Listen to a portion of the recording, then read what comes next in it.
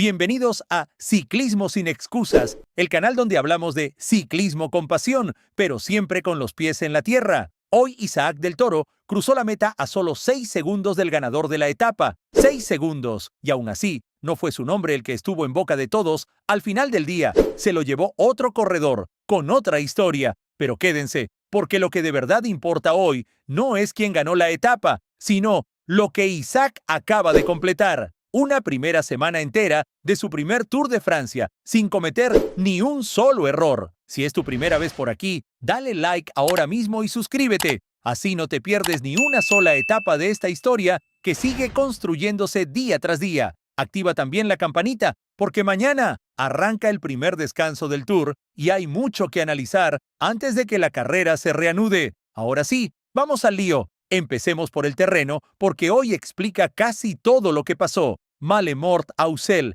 pensada originalmente para rondar los 185 kilómetros, pero recortada a 154,6 kilómetros por la organización debido a una alerta de calor extremo en la región de Corrèze. Le quitaron los primeros kilómetros del trazado, con 2 cotas iniciales que directamente desaparecieron del recorrido. Lo que quedó fue una etapa de media montaña, de esas que en el pelotón llaman rompepiernas, casi 3.300 metros de desnivel acumulado, repartidos en 4 puertos puntuables, ninguno lo suficientemente duro como para romper la general, pero todos juntos lo suficientemente exigentes como para desgastar piernas y desordenar una fuga. Es exactamente el tipo de terreno donde los equipos de los favoritos no tienen ningún interés en controlar y donde se arma un espectáculo aparte, lejos del pelotón principal. Con ese contexto claro, vamos a lo que pasó de verdad sobre el asfalto. Desde los primeros kilómetros hubo intentos de fuga. Como suele pasar en este tipo de etapas, varios grupos se formaron y se deshicieron antes de que apareciera el grupo bueno del día. El sprint intermedio de Beinat repartió los primeros puntos de la clasificación por puntos antes de que la carrera se ordenara en la segunda mitad del recorrido, ya con el calor apretando de verdad sobre el pelotón. La selección definitiva llegó en el Mont Bessou, el último puerto puntuable de la jornada. Ahí se formó un grupo de altísimo nivel, con nombres como Tobias Johannesen, Tom Pidcock, Alex Baudin y Mathieu van der Poel, entre otros corredores fuertes que buscaban la victoria de etapa. Fue precisamente Van der Poel quien decidió romper la baraja a 27 kilómetros de meta con un ataque directo, de esos que no dan opción a pensar, solo a reaccionar. Consiguió seleccionar el grupo de cabeza hasta dejarlo en 4. Él mismo, Johannesen, Pidcock y Baudin, quienes llegaron juntos a Ussel con una ventaja que nunca estuvo en peligro serio. En el sprint final, Van der Poel volvió a demostrar por qué es uno de los corredores más completos del pelotón mundial. Se impuso con claridad sobre Johannesen, Pidcock y Baudin, sumando su tercera victoria de etapa en este Tour de Francia. Una edición, además, especialmente cargada de significado para el neerlandés, disputada en una región donde el público rindió homenaje constante a su abuelo, el legendario Raymond Poulidor. Vale la pena detenerse un momento en esto, aunque el foco de nuestro canal esté en Isaac, porque entender por qué gana Van der Poel también nos ayuda a entender por qué Isaac hace lo que hace. Van der Poel no es un escalador puro ni un especialista de montaña. Es un corredor de fuerza explosiva, capaz de romper un grupo con un solo golpe de pedal y de sostener ese ritmo cuando los demás ya no pueden responder. Eso es exactamente lo que hizo en el Mont Bessou. No esperó al último kilómetro. Atacó a 27 kilómetros de meta porque sabía que esa era su única ventana real antes de que el grupo se reorganizara. Es una decisión de corredor que entiende perfectamente sus propias cartas, algo que iremos viendo también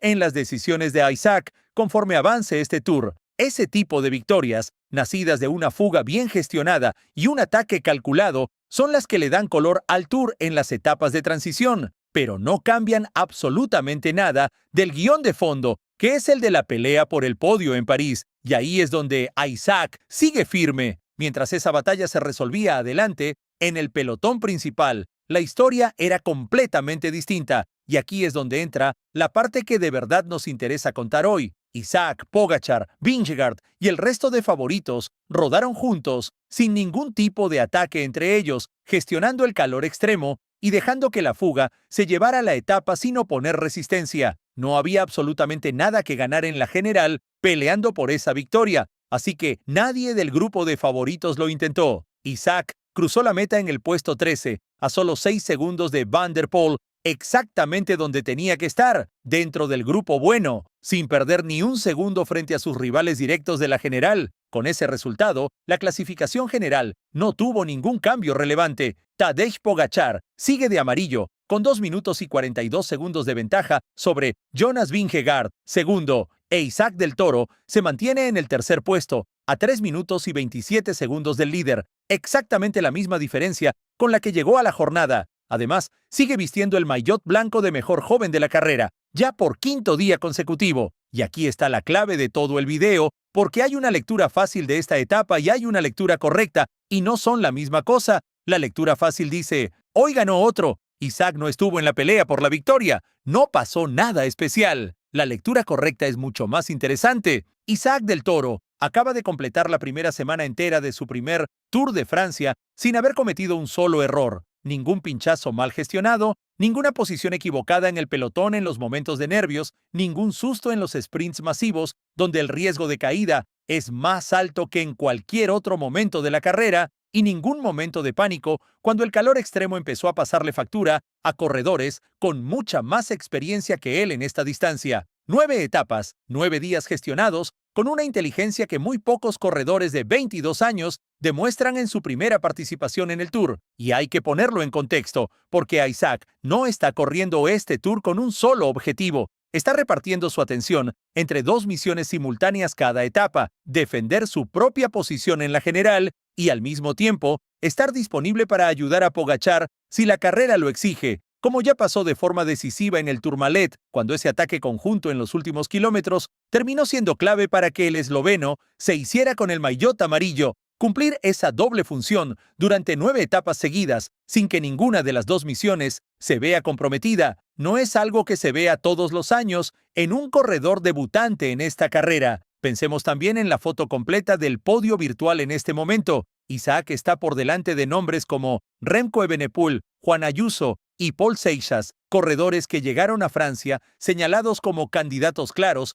a pelear posiciones altas de la general. Y ojo, esto no es casualidad, ni un golpe de suerte de una sola etapa espectacular. Es la suma de una temporada construida con paciencia, con victorias en carreras de una semana como el Dauphiné y la Tirreno Adriático, más una primera semana de Tour gestionada sin fisuras. Eso es lo que hoy lo tiene a 3 minutos y 27 segundos del maillot amarillo, y no a 8 o 10 minutos, como le habría pasado a cualquier corredor que hubiera cometido un solo error grave en esta primera semana. Piensen además en el contraste con sus rivales directos por ese podio. Evenepoel ha tenido que lidiar con tensiones dentro de su propio equipo en plena carrera, un ruido que rara vez ayuda cuando se está peleando por algo grande. Ayuso todavía no ha mostrado el nivel que se esperaba de él al llegar a Francia, algo llamativo, tratándose de un corredor del mismo equipo que Isaac. Y Seixas carga con la presión mediática de ser, a su corta edad,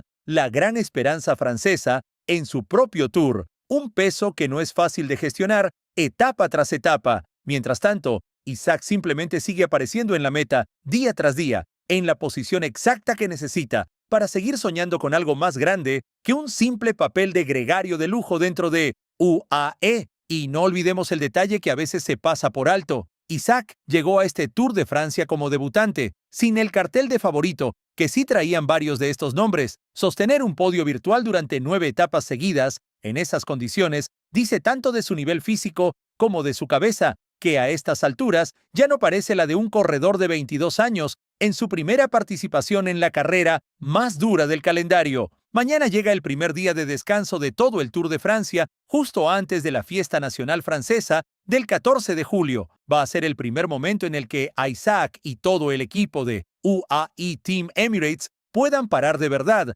analizar con calma esta primera parte de la carrera y preparar mentalmente lo que viene después, porque la segunda semana trae terreno nuevo, exigencias nuevas y a Isaac todavía instalado en ese tercer puesto que muy pocos esperaban ver ocupado por un corredor mexicano cuando este tour arrancó hace apenas 9 días. ¿Ustedes creen que Isaac del Toro puede llegar a París todavía más arriba de donde está ahora mismo en la general? ¿O creen que defender este tercer puesto hasta el final ya sería un resultado histórico para él? Déjenmelo en los comentarios, de verdad me interesa leer su opinión. El martes 14 de julio, y ya con el descanso de por medio, llega la etapa 10, Aurillac a Leliorán, una jornada de montaña que empieza a marcar el ritmo real de la segunda semana. Ahí veremos si el equipo de Isaac sigue con esta misma gestión inteligente o si empieza a ser momento de mostrar más cartas. Y hasta aquí el análisis de la etapa 9. Si les gustó el video, denle like, comenten su predicción para la segunda semana y suscríbanse para no perderse ninguna etapa de esta historia. Nos vemos después del descanso, aquí en Ciclismo Sin Excusas.